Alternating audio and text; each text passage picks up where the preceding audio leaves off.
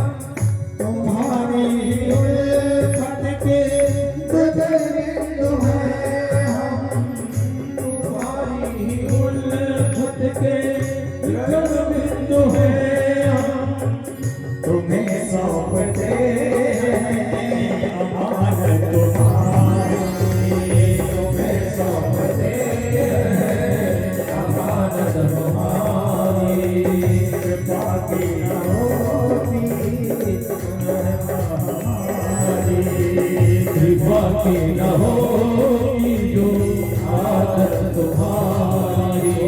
तो सोनी रहती अदालत तुम्हारी, तो सोनी रहती अदालत तुम्हारी। बाकी न होगी जो आदत तुम्हारी, बाकी न होगी जो आदत।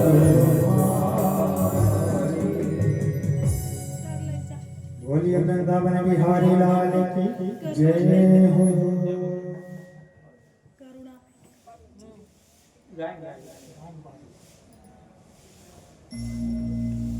कृपा की न होती जो आदत तुम्हारी।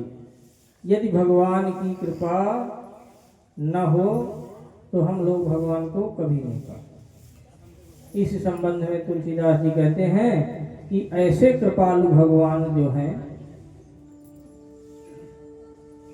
तुलसीदास सठता ही भज। कहते हैं ना तुलसीदास जी अपने मन को कि अरे सठ, इतने कृपालु भगवान को भी तू नहीं भज रहा है। कारण ढूंढते हैं, भगवान आपको पकड़ने का कारण ढूंढते हैं। कोई तो कारण मिले जो मैं इसको पकड़ लूं। अब सब किसको कब पकड़ ले कोई भरोसा नहीं।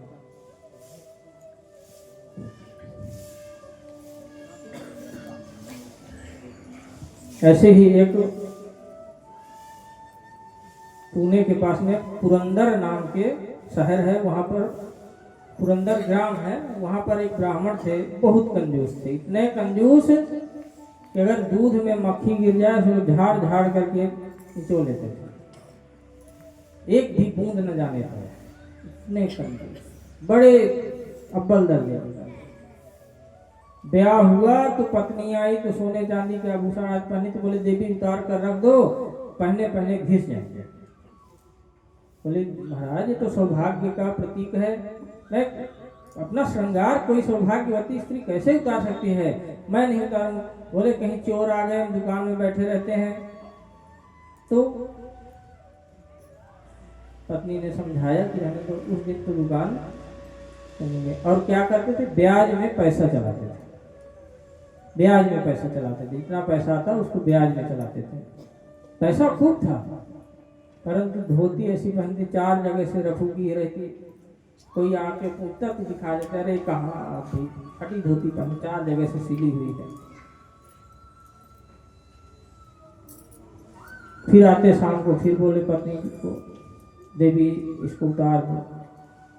अंततः उसने नहीं उतारा तो घर में भोजन करना ही बंद कर दिया। घर में भोजन नहीं करूंगा। दुकान जाते तो जो सेवक था उसको बोलते अपने घर पे भोजन बनवा लो। अब तो बढ़िया हो गया, घर का भोजन भी बच गया, घर का भोजन भी बचने लगा। बहुत प्रयास करके अंततः जो है पत्नी से सारे गहने उतरवा करके अंदर रखवा दिए। एक नाक में कील बचा था, उसको भी उतारने लगे, बोले महाराज कम से कम इसको तो रखने दो। तो नाक का कील छोड़ दिया। देखिए भगवान की कृपा, भगवान भी जो है एक पंडरीनाथ भगवान एक दरिद्र सा ब्राह्मण बन करके पहुंच गए। बोले आपको सुना हूँ बहुत बड़े सेठ हैं आप, बहुत पैसा है आपके पास, कुछ तो मेरी बेटी का ब्याह है, कुछ तो दे दो। बोले कहाँ पंडित जी आप भी, मैं फटी धोती पहनता हूँ, कुर्ता भी नहीं पहनता, मेरे पास तो कुछ नहीं है। बहुत प्रयास किए, नहीं दिया तो घर पहुंच गए। और घर जा करके पत्नी से मांगा तो पत्नी बोली मेरे पास भी कुछ नहीं है, नाक का कील है, बस हो गया। तो वो ब्राह्मण बोला कि यदि मैं यहाँ से बिना लिए गया तो मैं अपने प्राण त्याग दूंगा। विकल होने लगे तो पत्नी बेचारी नाक का कील उतार कर दे दी कि ले यही ले जाओ। और कि नाक का कील लेकर के पहुंच गए फिर वही उसके पति के पास, और जाकर बोले कि ले तुम बोल रहे थे ना कि जब तक कुछ लाओगे नहीं तब तक पैसा नहीं दूंगा, ले नाक का कील ले, इसके बदले मुझे पैसा दे दो। अब वो कील देखा तो पहचान गया, संदूक खोला, उसमें रखा, उसको पैसा दिया और दौड़ लगा दिया घर की ओर। और घर जा करके दौड़ लगाया तो किसी ने बता दिया कि तुम्हारे पति बहुत क्रोध में आ रहे हैं दौड़ते हुए। वो पत्नी प्रार्थना करने लगे, हे पंडरीनाथ भगवान आज बचाइए इससे, बिना नाक कान में नाक में कील नहीं देखेगा तो आज तो मुझे जान से ही मार देंगे। जब विकल होकर प्रार्थना करने लगी तो भगवान ने जो है छत से कील गिरा दिया। जैसे ही हाथ में ली वैसे वो ब्राह्मण पहुंच गया, और जाकर जब कील हाथ में देखा तो अचंभित हो गया कि अरे तुमने तो वकील ब्राह्मण को दिया था, तुम्हारे हाथ में कैसे आया? बोले नहीं तो ये रहा, बोले ब्राह्मण आया तुम्हारा कील लेकर, पैसा लेकर गया है। बोले कील तो सामने है आपके हाथ में है, वो तो मैं सफाई कर रही थी इसलिए उतारी थी। भगा दुकान तो जाकर दुकान में संदूक खोला तो वहां भी कील।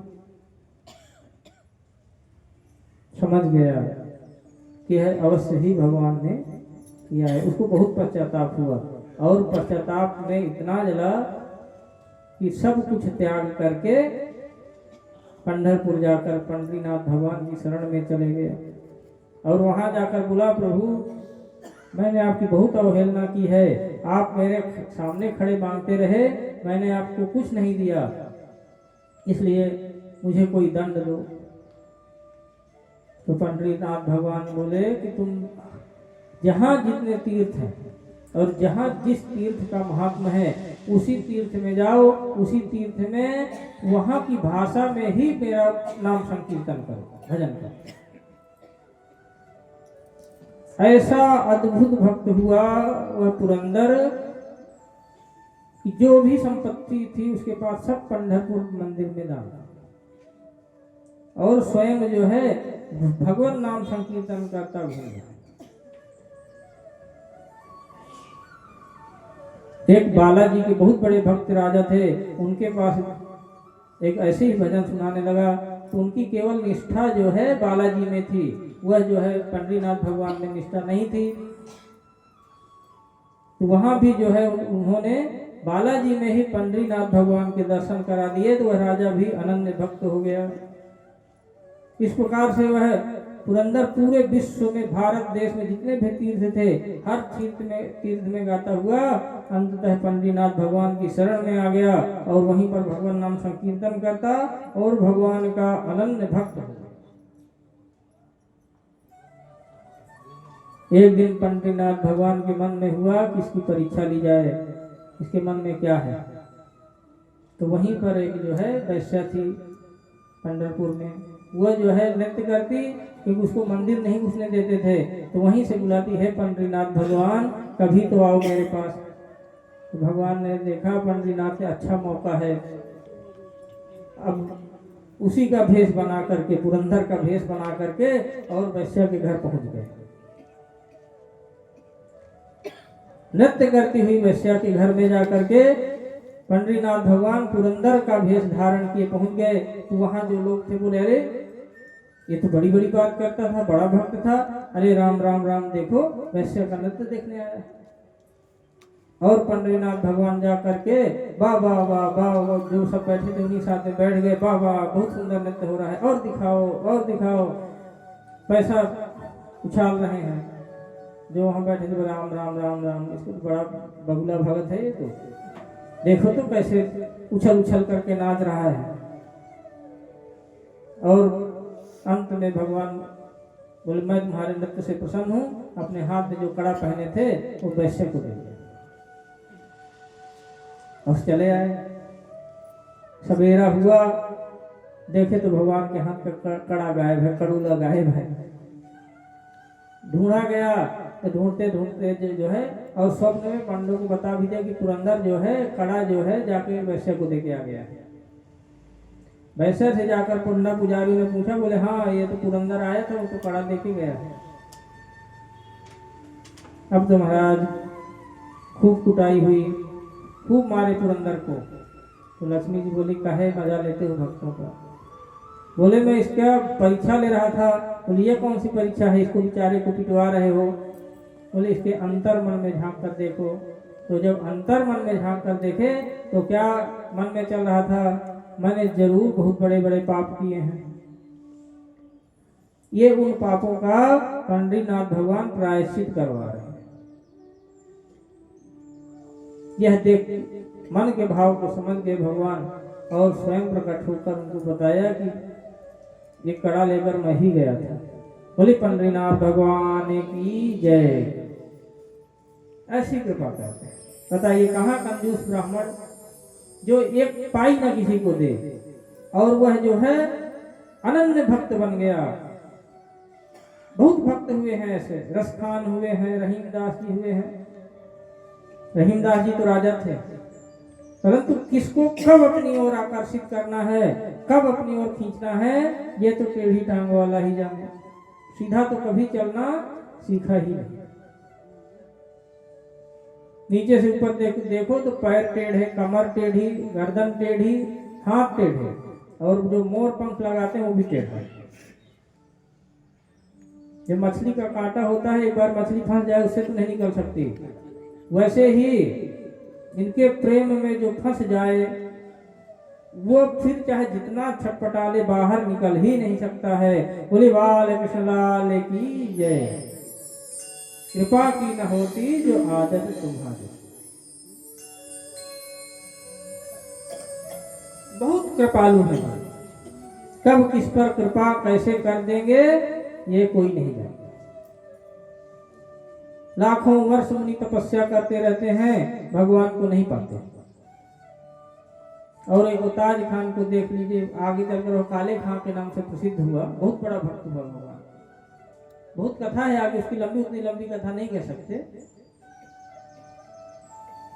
कहाँ भगवान नाम लिया नहीं उसने, और उसको जानबूझकर आंख मटका के और कमर मटका के उसको अपनी ओर खींच लिया। बहुत कृपालु हैं भगवान, इनकी कृपा का वर्णन जितना भी करो उतना कम है।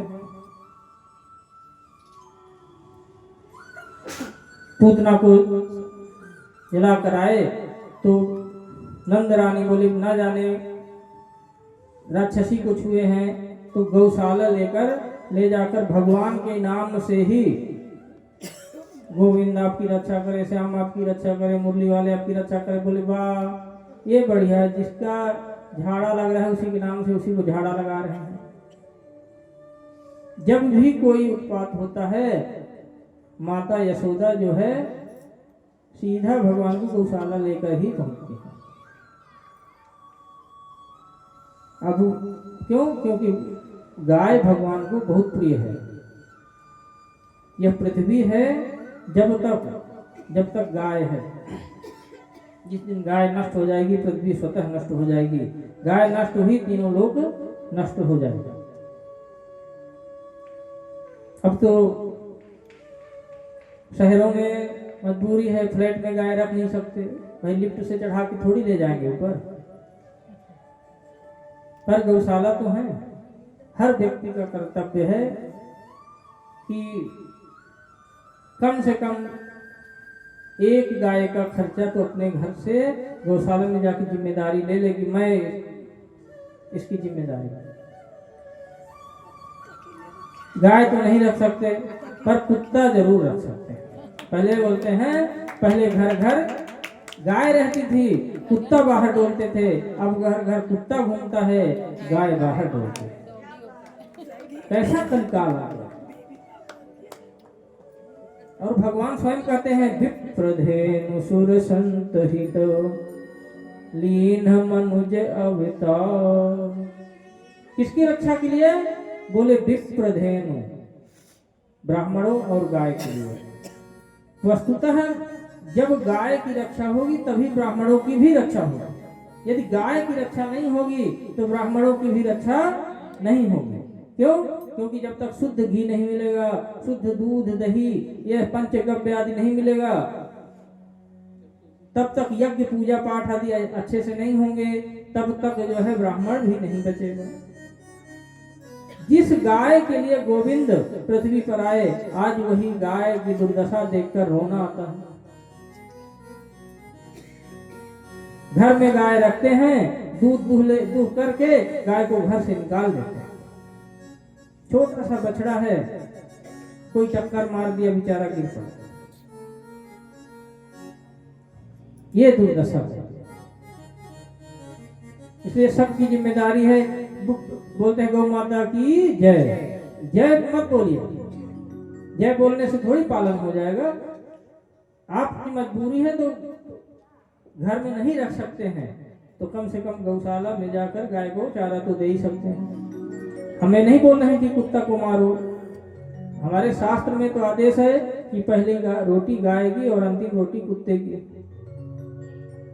पर उल्टा हो गया, पहली रोटी बनती है तो पति ऑफिस निकलते हैं तो जी सुनो गर्मा गर्म रोटी बनी है खा लो, जैसे उसको खिलाया बेचारा गाय जैसे हो जाता है। और अंतिम रोटी स्वयं।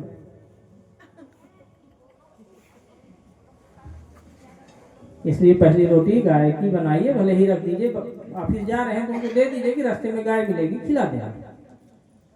गौशाला के पास से निकलना तो वहां खिला देना।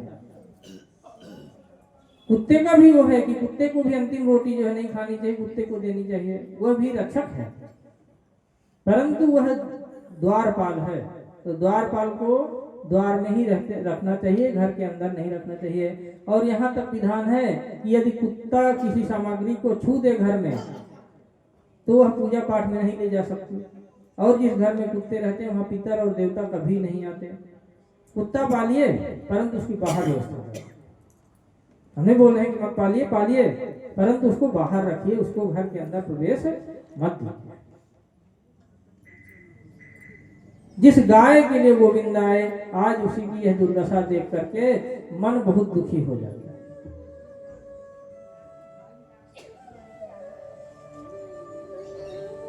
गोविंद के नाम से ही गोविंद को नंद रानी झाड़ा लगा रही हैं, गोबर गोमूत्र लगा रही हैं, किसी की नजर न लगे। किसी के यहाँ बालक हो, आप भी यह कर सकते हैं, नजर लगी हो ले जाकर गौशाला में गाय के पूंछ से झाड़ा दे के आ जाइए, उसकी नजर उतर जाएगी। करके तो देखिए।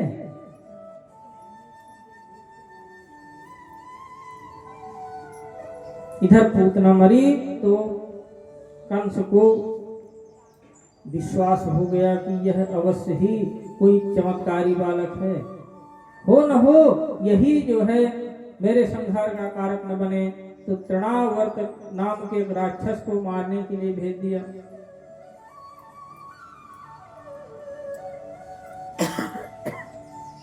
और आज जो है बहुत समय पश्चात भगवान जो है नित्य उत्सव करती हैं सुधा रानी। नित्य मेरे लाला मुस्कुराए हो बुलैया, तो बुलौआ दे दो और गीत गवा दो। मुस्कुरा दिए, गीत गवा दो। नित्य नए बहाने ढूंढती है। आज की तिथि में मेरे लाला भयो, गीत गाओ, बुला देती सबको, उत्सव मनाओ। इसी तिथि में लाला पैदा भयो, उत्सव मनाओ, आज के दिन मेरो लाला भयो उत्सव मनाओ। कुछ न कुछ बहाना करके यशोदा रानी नित्य उत्सव करती रहती हैं। एक दिन भगवान पड़े पड़े ऐसे करवट ले लिए। यशोदा रानी तो उछल पड़ी, आज मेरो लाला करवट ले लियो, ए नाई बुला दे सबको, सब लोग बधाई देने आएंगे। अब तो सब गोप वाले पहुंच गए। अच्छा, गोप वालों की बड़ा उत्सव कोई बहाना करके पहुंच जाते हैं, किसको देखने? नंदलाला। कुछ न कुछ बहाना करके पहुंच गए, सब गोपी ग्वाल पहुंच गए। नंद रानी बधाई हो, बधाई हो, आज तो गीत गाएंगे। नंद रानी बोली शांति रखो, लाला सो रहा है, जग जाएगा, रोने लगेगा, इसलिए आप चुपचाप रहो। बोले बा, तो फिर बुलाया काहे को हमको? लाला सुलानो तो काहे को बुलायो? तो नंद रानी बोली रुको 1 मिनट। तो पालना को ले जा करके एक बैलगाड़ी होती उसकी में लटका दिया, और वहां पहले से ही कंस के द्वारा भेजा हुआ एक शकटासुर नाम का राक्षस उसी में बैठा। अब तो उसको मौका मिल गया कि जो है बैलगाड़ी को दबा दूंगा तो भगवान, और इधर गीत गाने लगे और भगवान जो है बैलगाड़ी के नीचे झूल रहे हैं। बताइए, जिसके गीत गब रहे हैं वो बैलगाड़ी के नीचे लटक रहे हैं। भगवान को लगा ये तो बढ़िया है, गीत हमारे गब रहे हैं, हमको घर के बाहर ही निकाल दिया। तो भगवान रोने लगे जोर जोर से, बाला नाम रोदनम बलम, खूब रोए, कोई न सुने, सब गीत गा रहे हैं। तो एक पैर उठाकर उस बैलगाड़ी में मारा तो शकटासुर राक्षस का अंत हो गया, और बैलगाड़ी जाकर दूर जाकर धड़ाम से गिरी और चकनाचूर। सब लोग भगे आकर के नंदरानी लाला को उठा लिया। अरे क्या हुआ, कैसे हुआ? तो जो गोप ग्वाल थे बोले भैया हमने देखो तेरो लाला ने एक पैर मारी और गाड़ी हवा में उड़ गई। नंदरानी बोले चल दारी के, ये 6 महीने को बालक, ये बैलगाड़ी मार दी और हवा में उड़ गई। अब तो ग्वाल बाल कसम खा खा के परेशान, भैया तेरी कसम हमने देखी, कैसे भी यशोदा रानी नहीं मानी।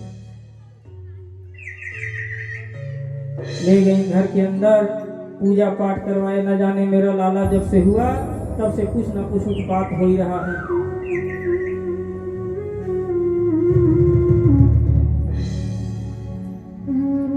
एक दिन जो है नंदरानी यशोदा जी भगवान श्री कृष्ण को दूध पिला रही थी, और कंस के द्वारा भेजा हुआ भयंकर राक्षस रावण आया। भगवान ने तिरछी निगाह से देखा, ओहो मामा जी ने तो आज पूरन खटोला भेजा है, आज तो ब्रज को पूरा घूमूंगा। आज जो है ललिता विशाखा तन सुखा धन सुखा मन सुखा सबके घर घूम के आऊंगा, मधुमंगल को भी घर देखूंगा, चित्रा सखी को भी घर देखूंगा। भगवान बोले अब यहीं रहे अगर तो मैया को भी उड़ा ले जाएंगे, तो मैं तो संभल जाऊंगा, मैया को कौन संभालेगा। तो दूध पीते पीते अपना वजन बढ़ाने लगे, और वजन बढ़ाते बढ़ाते मैया को विस्मय हुआ कि अरे अभी तो हल्का था, इतना भारी कैसे होने लगा। तब भगवान ने माया के द्वारा उनका मति भ्रमित कर दी। उनको लगा कि जो है मैं बहुत देर से दूध पिला रही हूँ इसलिए वजन बढ़ रहा है, 2 घंटे से दूध पिला रही हूँ। तो मैं ये बोले लाला तुम यहीं बैठो खेलो, मैं जाकर के कुछ घर का काम कर लूँ। मैया वहीं छोड़कर चल पड़ी, और उतने में भयंकर बवंडर का रूप धारण किए हुए त्रावर्ता पहुंचा और भगवान को उड़ा करके ले गया। अब भगवान उसकी पीठ पर बैठे बैठे बढ़िया ब्रज का नजारा देख रहे हैं। ये तनसुखा का घर है, ये मनसुखा का घर है, ये छिपी गली है, ये मोर कुटी है, ये चित्रा सखी को घर है, ये विशाखा को घर है। सबके घर ब्रज में घूम घूम करके भगवान देख रहे हैं। और जैसे ही घर देखते देखते वह मथुरा की ओर बढ़ा तो भगवान ने उनका सिर पकड़ा और वजन बढ़ा दिए। वजन बढ़ाते इतना वजन बढ़ाए कि उसको भारी लगने लगे। तो घूम घूम के देख रहा है कि मैं कहीं नंद रानी के आंगन को पत्थर तो ना उठा लायो।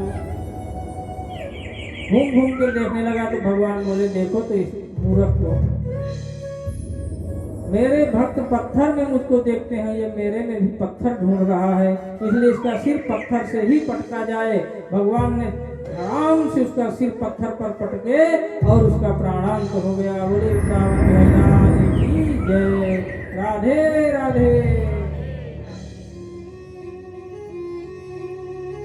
चढ़ाव्रत को अंत कर दिया भगवान ने। वृंदावन बिहारी की जय। एक बार यशोदा माँ जो है भगवान श्री कृष्ण को दूध पिला रही थी, तो भगवान दूध छोड़ ही नहीं रहे। तो यशोदा माँ को लगा कि कहीं इनका पेट न खराब हो जाए, इसलिए पैर में गुदगुदी कर दी। तो भगवान हंसने लगे। अब जैसे ही भगवान हंसे, उनके मुख के अंदर देखा तो विराट स्वरूप, पूरी पृथ्वी, वायु, आकाश, 14 लोक, ब्रह्मा विष्णु महेश, कहाँ तक कहें कि ब्रज वृंदावन मथुरा आदि सब के मुख में। और स्वयं यशोदा जी देखी कि मैं तो भगवान के मुख में हूँ, विस्मित हो गई। मानो भगवान कहना चाहते हैं कि भैया ये जो तू दूध पिला रही है, इससे केवल मैं तृप्त नहीं हो रहा हूँ, समस्त चराचर जो संसार है, जीव है, वह आपका दूध पी करके तृप्त हो रहा है, क्योंकि सब मेरे अंदर समाये हुए हैं। यह देखकर नंद रानी हैरान, ये तो भगवान है। भगवान को लगा कि अभी भगवान बन गए तो ठीक नहीं होगा, इसलिए मत माया का पर्दा डाल दिया। अरे न जाने कौन से भूत प्रेत मेरे लाला के मुख में घुस गए, मैं तो झाड़ा दिलाऊंगी। अब क्यों माया डाल दिए भगवान। आजकल भगवान के आप तो जानते हैं, बढ़िया एक जगह बैठा देते हैं, मन हुआ तो भोग लगाए, नहीं मन हुआ तो नहीं लगाए, कुछ बोलेंगे थोड़ी। आरती कर दिया, ओम जय जगदीश हरे। तन मन धन सब कुछ है तेरा, और कहीं अगर मांग लिए कि अगर तन मन सब है तो कुछ ला के दे दे, तो 2 अगरबत्ती सुबह शाम मिला दिए, बहुत।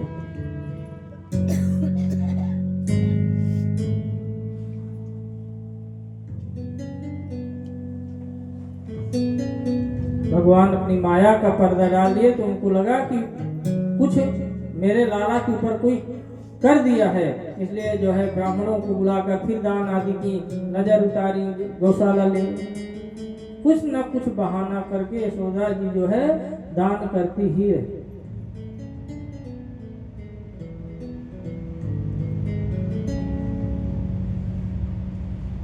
इधर भगवान 1 वर्ष के होने पहुंच गए, नाना प्रकार की लीलाएं ब्रज में कर रहे हैं। वसुदेव जी को चिंता हुई कि ब्रज में छोड़े हुए लाला को 1 वर्ष है गए, वाको कुछ नाम वाम रखो कि नहीं, इसलिए जो है गर्गाचार्य जी के पास गए। बोले आप जाकर ब्रज में नंद महल जाओ और वहाँ नाम पूछकर बस आ जाना, क्योंकि अगर वसुदेव जी जाते या उनके कोई अनुचर जाते तो कंस जो है गुप्तचर लगा के रखा था, और कहीं उसको भरोसा हो जाता कि वसुदेव जी का ही पुत्र है तो उनको बंदी बना लेता और फिर कारागार में डाल देता।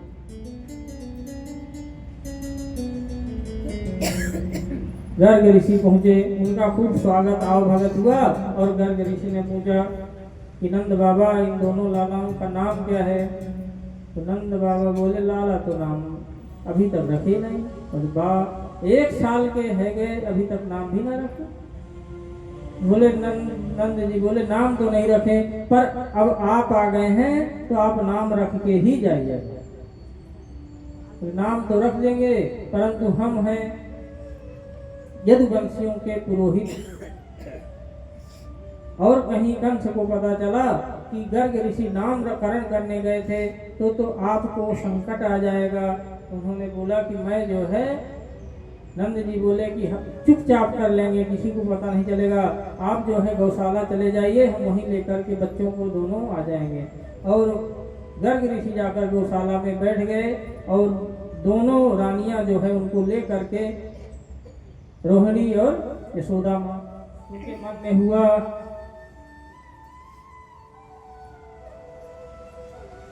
कि देखें बाबा असली है कि खड़िया पलटन है। ब्रज में बोलते हैं खड़िया पलटन माने नकली बाबा। लोग वृंदावन में रहते थे तो वहाँ पे जो है ना भंडारा होता तो उसकी चिट्ठी बढ़ती थी, पर्ची देते थे सब, और जो बिना पर्ची के आ जाता उसको बोलता है खड़िया पलटन बाबा आ गए हो, भाग यहाँ से।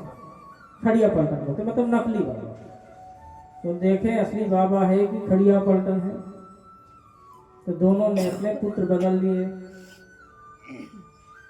रोहिणी को भगवान कृष्ण दे दिए और यशोदा जी जो है उनको ले लिए, बलराम जी को।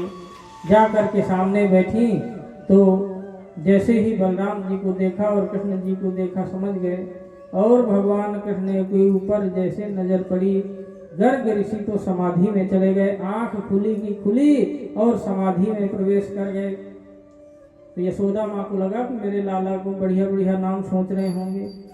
5-10 मिनट तो बैठी रही, आधा घंटा, 1 घंटा, 2 घंटा। यशोदा जी बोली, रोहिणी ऐसा लग रहा हो कि बाबा तो पधार गए हो। बाबा तो चला गया। रोहिणी बोली, हे भगवान, हमारी गौशाला में आके मरना था बाबा को, ये तो कलंक लग गया हमारे घर में। तब यशोदा जी जोर से हिलाई, हे बाबा जी, और जैसे हिलाई बोल गर्ग ऋषि की आंख खुली। हाँ हाँ, मैं आपके लाला को नाम सोच रहे हो। बोले ऐसा नाम सोचा कि हमारी तो जान ही निकल गई थी। 2 घंटा नाम सोचे। बोले हाँ। बोले अयम ही रोहिणी पुत्रो, ये यशोदा जी जो आपके गोद में है यह रोहिणी पुत्र है, ये अधिक बलवान होगा, इसका इसलिए इसका नाम बलभद्र है। और यह जो रोहिणी के गोद में लाला है इसके तो अनेक नाम हो करें। तो भगवान और जैसे ही बोली ये तो भा निकला, भगवान ने आंख मटका दी, बाबा भेद नहीं खोलना है। तो बात बदल दिए, बोले ये कौ जन्म में वसुदेव को पुत्र हो है और ये अनेक जन्मों में अनेक रूप धारण किए। तो नंद रानी बोली यशोदा जी की इस जन्म में ये मेरा पुत्र है, वही बताओ, आगे जब बताने की जरूरत नहीं है। काऊ जन्म में किसको पुत्र है होगो, वाते मोह का लेनो देनो, या जन्म में तो मेरा पुत्र है ना। बोले हाँ हाँ मैया, या जन्म में तो तेरा ही पुत्र है, इसलिए इसका नाम श्री कृष्ण चंद्र है। बोले श्री कृष्ण चंद्र भगवान की जय। अब नाम रखा कर चले गए।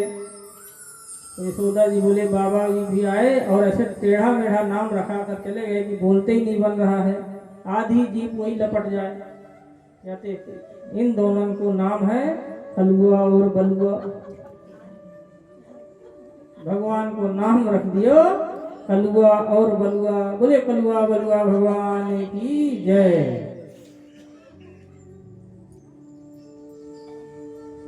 अब तो भगवान धीरे धीरे चलना सीखने लगे, रुन झुन चलने लगे। धीरे धीरे यशोदा जी उनको चलना सिखा रही हैं। अब बताइए ऐसा सुख किसी को मिलेगा जो परमात्मा को चलना सिखा रही हैं और थोड़ा देर चलाती हैं तो भगवान जो है जानबूझ के लुढ़क के गिर पड़ते हैं, जानबूझ के लुढ़क के गिर जाते हैं। फिर यशोदा जी संभालती हैं, फिर भगवान कृष्ण पाटी पकड़ के चल रहे हैं और धीरे धीरे बैया बैया चलते चलते दरवाजे तक आने लगे। दोनों भैया दरवाजे तक आए और दरवाजे से होते हुए गौशाला पहुंच जाए और गौशाला जा करके गोबर में खूब लोटे और गोबर में लोटे, गोबर लगाए एक दूसरे के ऊपर। बोले बलराम जी बोले भैया जब हमको कुछ होता है तो मैया यहीं ना आए तो आज अपने से नहा लो, अपने से ही खूब धूल मिट्टी डाल लें, गोबर डाल लें। यशोदा मैया ढूंढते हुए पहुंचे तो बोले ये पूर्व जन्म को शुकर है का जो गोबर और मिट्टी में लोटे। तो बलराम जी को इशारा करें, देख लो मैया पहचान गई। मैया पहचान गई कि मैं पूर्व जन्म को सुकर हूँ, 12 को अवतार धारण किया। अनेक प्रकार से जो है लीला करते हैं। धीरे धीरे भगवान के जो है दांत निकलने लगे और तोतली वाली वाणी से बोलने लगे। एक दिन बोले, मैया अब तो मैं बड़ो हो गया हूँ, मेरे दांत निकल आए, मेरे ब्याह करा दे। यशोदा जी बोलिया, दारी के तेरो ब्याह करा दे, चलनो तो आवे ना है, तू ब्याह करे वो। बोले ना मैया, मेरे 2 दांत निकल आए हैं। बोले ना, तो दांत ना निकले तो बलराम जी बैठे थे बगल में, पकड़ के हाथ और उनको काट लिए। बलराम जी बोले, रे काट लिए, रे काट लिए। तो देख ले भैया, निकल आए ना दांत, सबूत है हाथ में, देख ले दाऊद भैया के दांत दोनों बने हैं। राधिका गोरी से, धीरज की छोरी से, मैया करा दे मेरो ब्याह। राधिका गोरी से, धीरज की छोरी से, राधिका गोरी से, धीरज की छोरी से, मैया करा दे मेरो ब्याह। राधिका गोरी से, धीरज की छोरी से, मैया करा दे मेरो ब्याह। उम्र तेरी छोटी है, नजर तेरी मोटी है। उम्र तेरी छोटी है, नजर तेरी मोटी है। कैसे करा दूं तेरा प्यार। राधिका गोरी से, धीरज की छोरी से, मैया करा दे मेरो प्यार।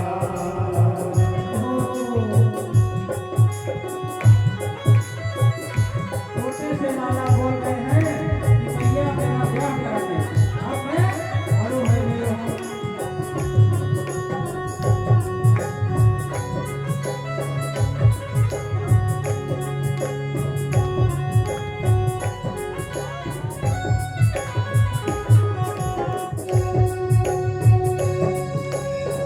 नहीं ब्याह कराए, मैया नहीं चराए। जो नहीं ब्याह कराए, मैया नहीं चराए। जो नहीं ब्याह कराए, मैया नहीं चराए। जो नहीं ब्याह कराए, मैया नहीं चराए। आज के बाद में मैया तेरी रहेगी मेरा। आज के बाद तेरी मैया तेरे रहनी पड़ेगा।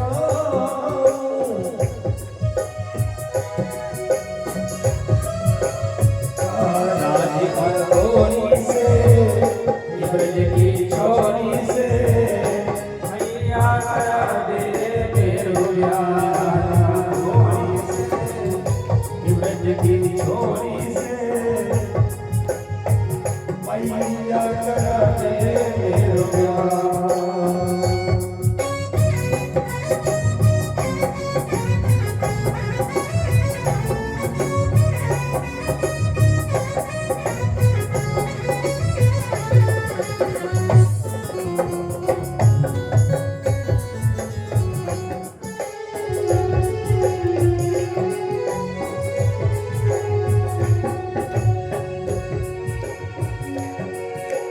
चंद्रन बीचों की मैया मुझको बैठाओ। चंद्रन बीचों की मैया मुझको बैठाओ। अपनी राधा से मैं चरण लगवाऊं।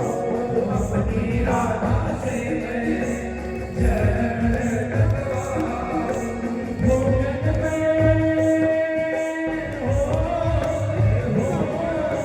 भोजन में राधिका गोरी से, धीरज की छोरी